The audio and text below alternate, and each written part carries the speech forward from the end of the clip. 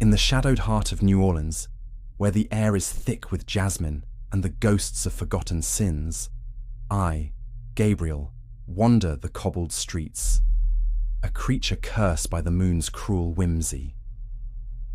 The city, with its decadent decay, mirrors the turmoil within me. A soul torn between man and beast, yearning for salvation, yet reveling in the savagery that defines my nights. I am no mere man, nor am I wholly monster, but a werewolf, bound to the lunar tides, my heart a battlefield of longing and loathing. The moon hung low tonight, a gibbous orb swollen with malice, its light seeping through the iron lace of balconies to pool in silver puddles on the pavement. I felt its pull, a siren's call that stirred the beast within, urging me to shed the fragile veneer of humanity I so desperately clung to. My skin prickled, my bones ached with the promise of transformation, and my blood sang with a hunger that no mortal feast could sate. How many nights had I fought this? How many times had I knelt in the shadowed pews of St. Louis Cathedral, whispering prayers to a God who seemed deaf to my pleas? Yet the beast always won, its claws rending my resolve as easily as flesh. I lingered in the French Quarter, where laughter and music spilled from taverns, where lovers entwined in darkened doorways, oblivious to the predator in their midst.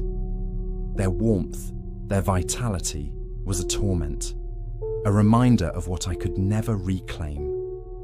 Once, I had been a man of letters, a poet who dreamed of immortality through words. But that was before the bite, before the fevered night in the bayou when a creature with eyes like burning coals claimed me as its own. It had whispered no words, offered no covenant, only pain and the gift, or curse, of eternal nights. The change began as it always did, a fire in my veins, a tightening of sinew, a sharpening of senses that made the world unbearably vivid. The scent of blood, rich, coppery, alive, flooded my nostrils, drowning out the magnolia and bourbon. My vision sharpened, the world fracturing into a mosaic of heat and motion. I stumbled into an alley, clutching the damp brick wall, my nails lengthening into claws that scored the stone. No, I thought, not tonight. But the moon laughed, and my body betrayed me, bones cracking, flesh tearing, as the beast clawed its way free. I was no longer Gabriel, the poet, the penitent. I was the wolf, sleek and silver-furred, my eyes glowing with the ferocity of 1,000 untamed nights. The alley was too small, too human, and I loped into the shadows, drawn to the pulse of life beyond the city's edge. The bayou called, its murky waters and twisted cypresses a sanctuary for my kind.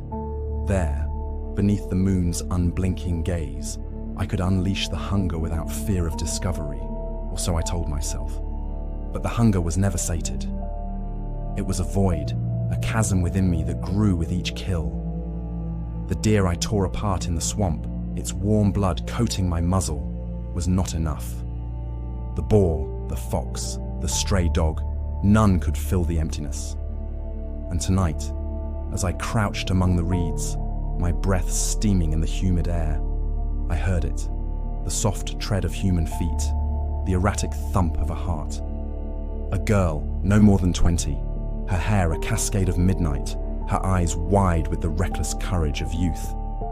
She had wandered too far from the city, drawn by the bayou's mystery, unaware of the eyes that watched her. I wanted to flee, to bury myself in the mud and let her pass. But the beast did not know mercy. It saw only prey, its jaws parting in a silent snarl.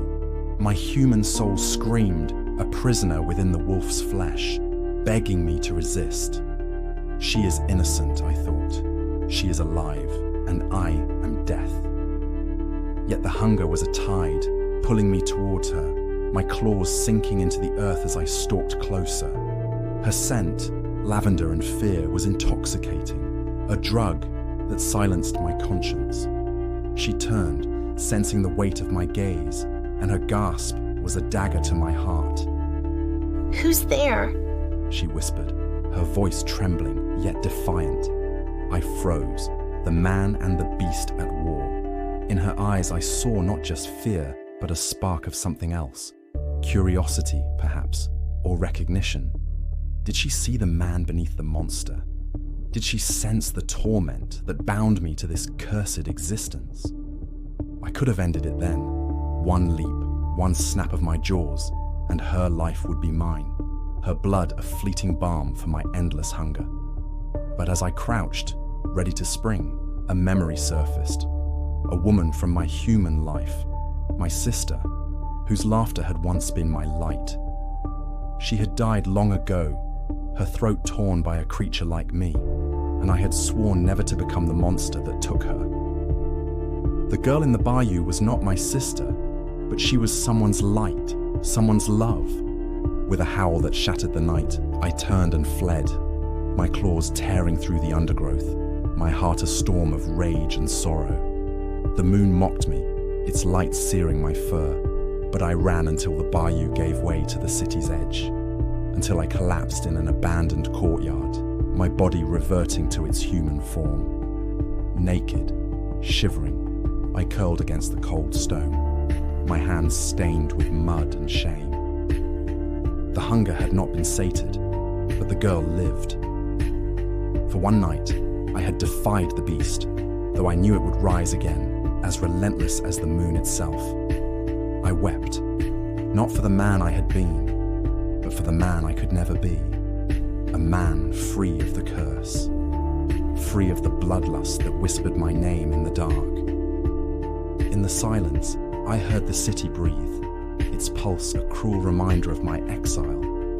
I was neither man nor beast, but something worse, a creature who knew the beauty of both and the horror of neither. And as the moon waned, I vowed to seek the one who made me, to beg for release or destruction.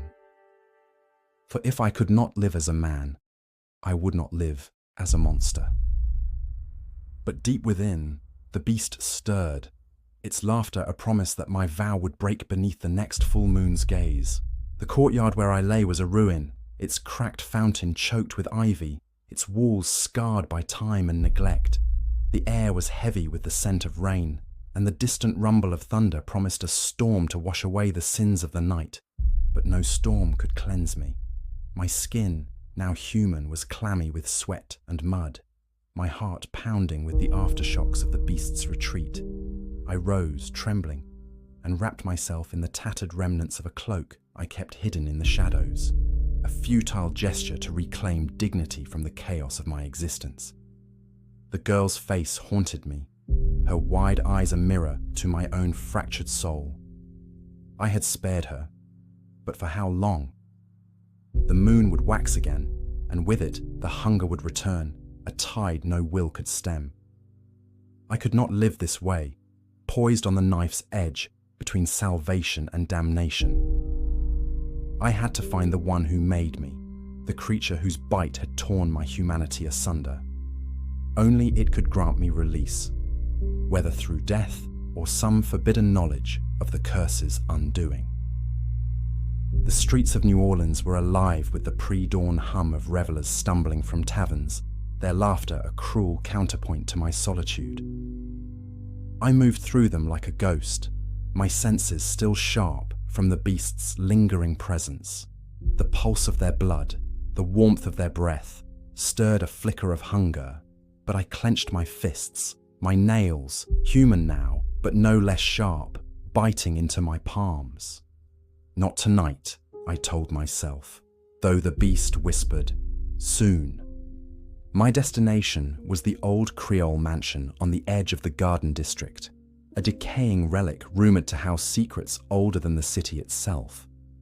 It was there, in whispers passed among the shadowed corners of occult bookstores and voodoo shops, that I had heard of a creature who knew the ways of the cursed. They called it Le Loup Noir, the Black Wolf, a being said to have walked the earth for centuries, its eyes holding the weight of countless moons. Whether it was the one who bit me, I could not say, but it was a thread to follow, a fragile hope in the darkness. The mansion loomed before me, its wrought iron gates rusted, its windows dark as the eyes of the dead. Spanish moss draped the oaks like mourning veils, and the air was thick with the scent of decay. I hesitated, my hand on the gate, a sudden chill prickling my skin. The beast within stirred, not with hunger but with recognition, a primal instinct that this place was no mere ruin, but a lair. I pushed the gate open, its screech a warning that echoed in my bones. Inside, the air was colder, heavier, as if the house itself breathed. The foyer was a cathedral of neglect, its chandelier dangling like a skeleton, its marble floor cracked and stained. My footsteps echoed, too loud in the silence, and I felt the weight of unseen eyes. "Show yourself," I whispered, my voice steady despite the fear coiling in my gut. "I know you're here." A laugh, low and velvet, answered from the shadows. It was not human, not entirely, but carried the cadence of one who had once known humanity and discarded it. "Bold to enter my sanctum uninvited," the voice said, and a figure stepped into the dim light filtering through a broken window. He was tall, his frame lean yet powerful, his hair a cascade of black that shimmered like raven feathers. His eyes, God, his eyes were amber, glowing with the same feral intensity I had seen in the creature that cursed me. But where that beast had been raw savagery, this one was refined, his movements graceful, his smile a blade cloaked in silk. "You are le loup noir," I said. Not a question, but a certainty. He inclined his head, a mockery of courtesy. "I am called many things. Etienne tonight, if it pleases you. And you, Gabriel, are a child of the moon, newly born yet already weary. What do you seek?" His use of my name sent a shiver through me, though I should not have been surprised. Creatures like us, bound by the same primal curse, were linked in ways I barely understood. "I seek the one who made me," I said, my voice raw. "I seek release from this curse, or the strength to end it myself." Etienne's smile widened, revealing teeth too sharp for a human mouth. "Release," he mused, circling me like a predator assessing its prey. Such a human word, so full of hope and futility. "Do you truly believe you can escape what you are?" "The wolf is not a curse, Gabriel. It is a gift, a liberation from the chains of mortality, from the petty morality of men." "Then why does it feel like damnation?" I snapped, my hands trembling with the urge to strike him, to tear that serene mask from his face. "I kill, I hunger, I lose myself to the beast. If this is a gift, it is one I would return." He stopped, his eyes narrowing, and for a moment I saw something flicker in them. Sorrow, perhaps, or memory. "You are young," he said softly. "The first centuries are the hardest, but you will learn, as I did, that the hunger is not your enemy. It is your truth." Centuries? The word was a weight, crushing the fragile hope I had carried.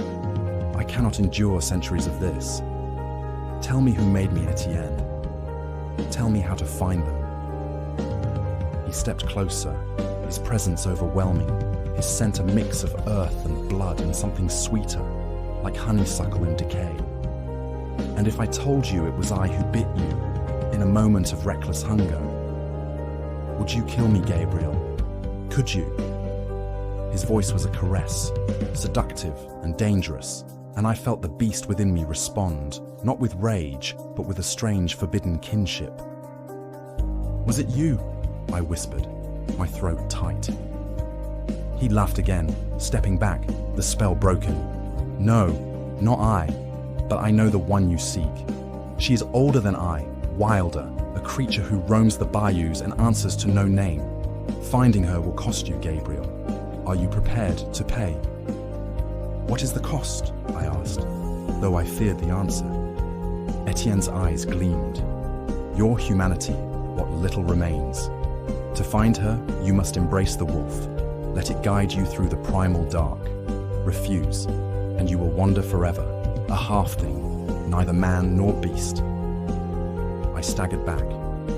His words a mirror to my deepest fear. To embrace the wolf was to surrender the poet, the penitent, the man who had spared the girl in the bayou. But to refuse was to condemn myself to this limbo, this endless cycle of hunger and remorse. I need time, I said, my voice breaking. Time is a luxury you do not have, Etienne said, his tone suddenly cold.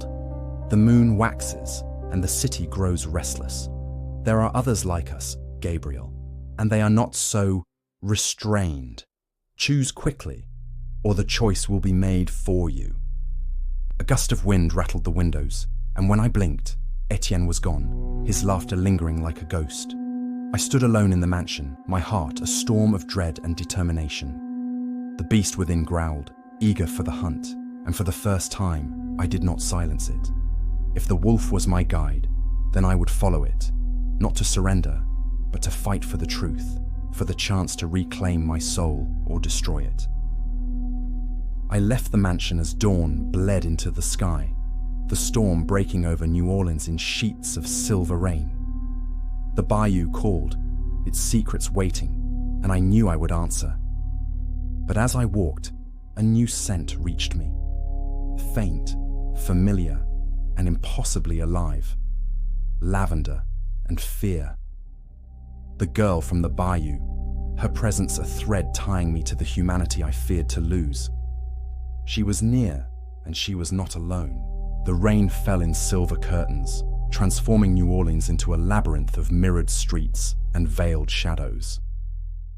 Each step I took was a battle, my human heart warring with the beast that scented the girl, lavender and fear, a beacon in the storm. Her presence pulled me like the moon itself, not toward hunger, but toward something more dangerous, hope. She was alive, a fragile thread tethering me to the man I had been, yet Etienne's words echoed in my mind, a warning that to seek my creator was to risk losing that very humanity. I moved through the city's fringes, where the gaslights flickered and the revelry of the French Quarter faded into silence. The scent led me to the edge of the bayou, where the Mississippi's breath mingled with the decay of cypress and moss. The rain masked my footsteps, but it could not dull the beast's senses. My eyes pierced the darkness. My ears caught the faintest rustle, a heartbeat, erratic, not far ahead. But there was another scent now, musky and feral, like wet fur and old blood. Another of my kind. The beast within me growled, not in fear, but in challenge, and I felt my nails sharpen, my teeth ache with the promise of fangs. I crouched behind a gnarled oak, its roots drinking deeply from the swamp. Through the rain, I saw her. The girl, her dark hair plastered to her face, her eyes wide with a defiance that masked her terror. She clutched a knife, its blade trembling in her hand as she backed toward the water's edge.